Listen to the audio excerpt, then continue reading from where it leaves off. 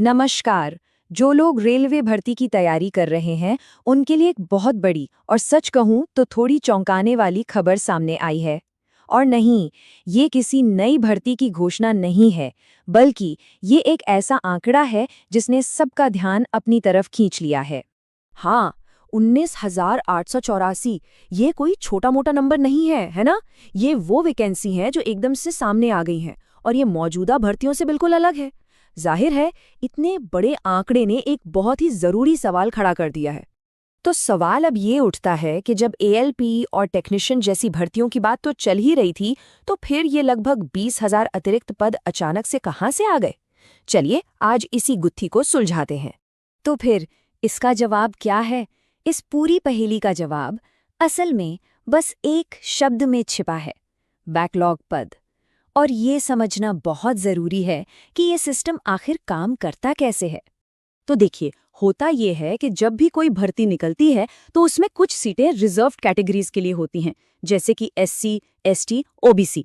अब मान लीजिए किसी कैटेगरी में उतने उम्मीदवार मिल ही नहीं पाए जो कम से कम पासिंग मार्क्स ला सके, तो क्या होता है, वो सीटें खाली रह जाती हैं।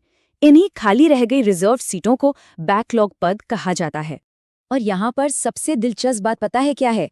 रेलवे इन खाली सीटों को कैंसिल नहीं करता, उन्हें खत्म नहीं किया जाता, बल्कि उन्हें संभाल कर रख लिया जाता है और अगली भर्ती प्रक्रिया में जोड़ दिया जाता है। तो सवाल आता है कि आखिर ये होता कैसे है, कोई पद बैकलॉग बनता कैसे है? चलिए इसका पूरा प्रोसेस समझते हैं स्टेप बाय स्टेप, कि कैसे एक सामान्य वैकेंसी भविष्य के उम्मीदवारों के लिए एक नए अवसर में बदल जाती है। देखिए, कहानी कुछ यूं शुरू होती है। भर्तियां निकली, रिजर्व्ड कैटेगरीज के लिए सीटें तय हुई। लेकिन अगर किसी कैटेगरी में उतने कैंडिडेट पास ही नहीं हो पाए जितनी सीटें थीं, तो वो सीटें खाली रह गई। बस इन्हीं खाली सीटों पर बैकलॉग का ठप्पा लग जाता है। और फिर अगली बार जब भर्ती आती है तो इन पुरानी खाली सीटों को नई नौकरियों में जोड़ दिया जाता है। कितना सिंपल है। अच्छा, तो कॉन्सेप्ट तो अब हमें समझ आ गया। अब जरा उन असल आंकड़ों पर नजर डालते हैं जिनसे मिलकर ये 19,884 का नंबर बना है। देखते हैं कि ये पद आखिर किन किन कैटेगरीज से आए हैं। तो सबसे जरूरी बात जो सबको जाननी है वो ये है कि ये करीब करीब 20,000 पद कहीं गए नहीं हैं। रेलवे ने ये कंफर्म कर दिया है कि ये सभी 19,884 बैकलॉग पद आने वाली भर्तियों में शामिल किए जाएंगे। और ये स्लाइड देखिए, पूरी कहानी साफ कर देती है। इन पदों का जो सबसे बड़ा हिस्सा है, करीब 6,844, वो एसटी और दिव्यांगजनों की कैटेगरी से है। उसके ठीक बाद 6,640 पद एससी कैटेगरी के हैं और 6,400 पद ओबीसी कैटेगरी के हैं। तो ये आंकड़े साफ साफ दिखाते हैं कि ये मौके किन रिजर्व्ड कैटेगरीज के लिए सबसे ज्यादा बढ़े हैं। ठीक है, आंकड़े तो देख लिए, लेकिन इन सबका जो लोग तैयारी कर रहे हैं उनके लिए मतलब क्या है? ये सिर्फ नंबर्स नहीं है, ये एक बहुत बड़ा मौका है। चलिए समझते हैं कि ये इतना महत्वपूर्ण क्यों है।